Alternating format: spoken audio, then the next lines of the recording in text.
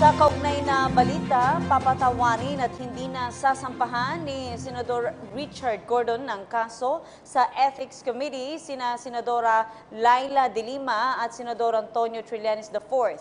Ito ay kung aaminin ng dalawa ang kanilang pagkakamali at hihingi ng paumanhin sa buong Justice Committee. Sa isang panayam ay nabanggit ni Gordon na balak nilang ereklamo sa Ethics Committee ang dalawang nabanggit na senador dahil sa ipinakita umano nilang unparliamentary acts sa huling pagtinig ng Senate Committee on Justice and Human Rights ukol sa extrajudicial killings.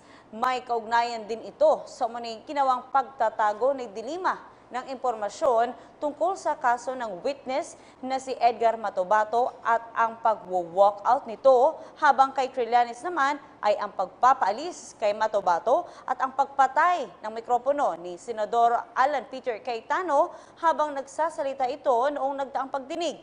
Ngayong hapon naman ay nakatakdang magbigay si Gordon ng isang privilege speech.